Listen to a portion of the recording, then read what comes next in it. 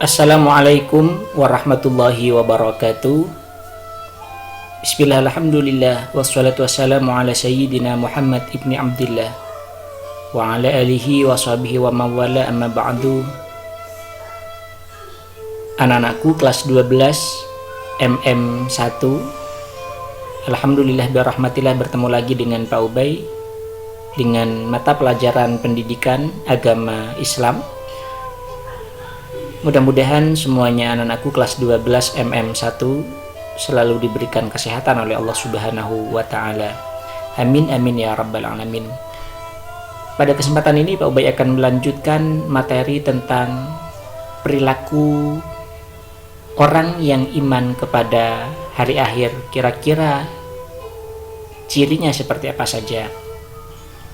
Untuk ciri yang pertama, kedua, ketiga, keempat, dan kelima sudah Pak Ubay sampaikan. Maka pada kesempatan ini Pak Ubay akan menyampaikan ciri yang keenam, orang yang iman kepada hari akhir, iman kepada hari kiamat, maka tentu akan melaksanakan 7 macam perilaku yang menyebabkan mendapatkan naungan atau perlindungan dari Allah Subhanahu wa Ta'ala di akhirat nanti, ketika tidak ada naungan kecuali naungan dari Allah. Jadi memang Rasulullah SAW sudah menyebutkan bahwasanya ada 7 golongan orang yang nanti akan mendapatkan naungan di akhirat, di padang mahsyar, ketika tidak ada naungan sesuatu apapun kecuali naungan itu dari Allah Subhanahu wa Ta'ala. Wa sab'atun yudhilluhumullahu yawma la dhilla illa dhilluh. Ada 7 golongan yang nanti di hari kiamat akan mendapatkan naungan dari Allah ketika matahari hanya 1 jengkal di atas kepala kita. Orang yang tidak mendapatkan naungan dari Allah, kondisinya ada yang keringatnya sampai di kedua mata kakinya, ada yang sampai di lututnya, ada sampai di perutnya, ada sampai di dadanya, ada bahkan yang sampai tenggelam karena keringatnya. Maka apabila kita ingin selamat, ingin tidak kepanasan, maka laksanakan 7 hal ini. Apa saja? Yang pertama, seperti yang Pak Ubay sampaikan tadi, bahwasanya ada 7 golongan yang akan mendapatkan naungan dari Allah di hari kiamat, yang tidak ada naungan kecuali naungan dari Allah Subhanahu wa Ta'ala. Yang pertama adalah pemimpin yang adil. Jadi ketika menjadi pemimpin, kalau adil kepada rakyatnya, adil kepada yang dipimpin, maka nanti akan mendapatkan naungan dari Allah Subhanahu wa Ta'ala. Menjadi Pak RT, adil kepada warganya,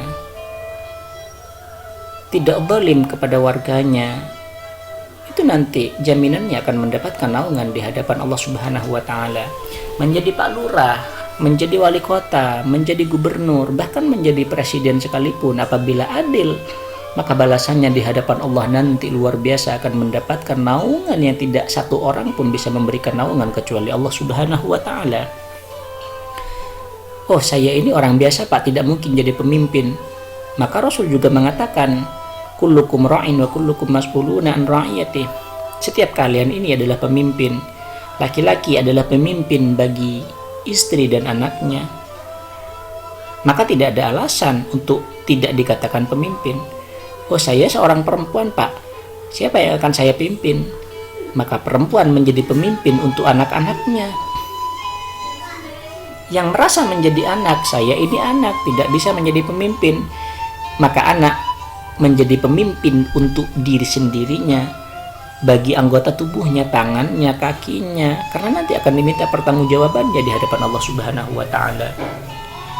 Lalu kemudian yang kedua yang mendapatkan naungan di hadapan Allah adalah pemuda yang rajin dan beribadah. Pemuda yang rajin melaksanakan ibadah kepada Allah Subhanahu wa Ta'ala, itu akan mendapatkan naungan nanti di hadapan Allah. Orang yang sudah tua, rajin beribadah, itu wajar. Tapi masih muda, rajin beribadah, itu luar biasa. Nanti jaminannya akan mendapatkan naungan di hadapan Allah Subhanahu wa Ta'ala. Yang ketiga adalah orang yang hatinya selalu rindu dengan masjid. Mau sholat zuhur, jamaah di masjid, asar, maghrib, isya, subuh, sholat zuhur di masjid, Maka orang yang seperti itu, pemuda yang seperti itu, pemudi yang seperti itu akan mendapatkan naungan nanti di hadapan Allah Subhanahu wa Ta'ala. Lalu kemudian yang keempat, dua orang yang saling mencintai karena Allah. Ketika ada pasangan laki-laki dan perempuan, mereka saling mencintai, yang di dalam cintanya itu didasari karena Allah, ingin beribadah kepada Allah, maka dua orang itu juga nanti akan mendapatkan naungan di hadapan Allah. Beda dengan masa sekarang, banyak sekali orang yang mencintai seseorang tidak karena Allah. Ada yang mencintai karena banyak hartanya, ada yang mencintai karena kecantikannya. Apakah tidak boleh mencintai karena harta dan kecantikannya? Boleh. Akan tetapi, dahulukan terlebih dahulu cinta karena Allah. Saya suka sama dia karena Allah. Yang berikutnya karena dia itu cantik, yang berikutnya karena dia itu kaya raya. Tidak masalah. Pahala didapat, kecantikannya juga didapat, hartanya pun juga didapat.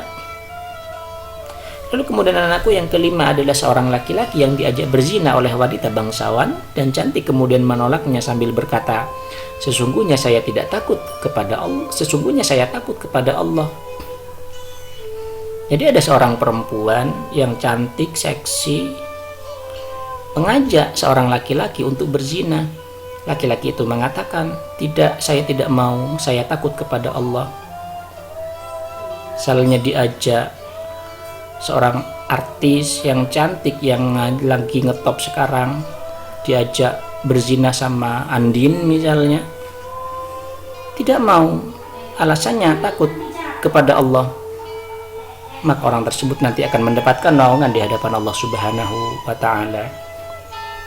Lalu kemudian yang keenam, orang yang bersedekah secara rahasia sehingga tangan kirinya tidak mengetahui apa yang dilakukan oleh tangan kanannya. Bersedekah itu tidak perlu dipublikasikan, tidak perlu didokumentasikan, tidak perlu disiar-siarkan, tidak perlu selfie lalu kemudian diupload di Twitternya, dikirimkan di WA-nya. Tidak perlu seperti itu sedekah. Cukuplah Allah yang tahu. Karena yang memberikan pahala bukan manusia.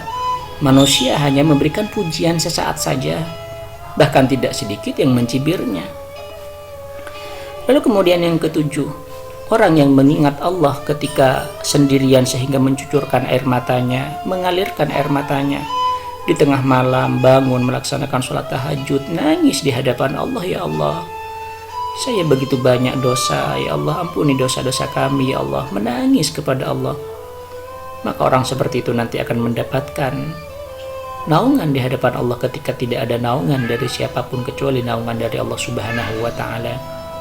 Mudah-mudahan anak-anakku semuanya kelas 12 MM1 yang laki-laki dan juga yang perempuan bisa mengamalkan 7 hal yang bisa mengantarkan kita mendapatkan naungan nanti di hadapan Allah Subhanahu wa Ta'ala. Ketahuilah, kehidupan dunia ini sebentar. Kehidupan dunia ini tidak lama, paling lama antara 70,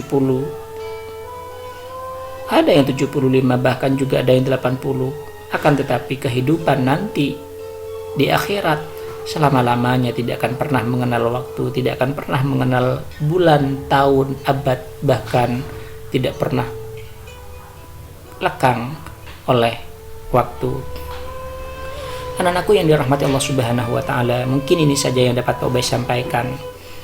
Mudah-mudahan materi yang singkat ini memotivasi kita semuanya. Amin amin ya rabbal alamin.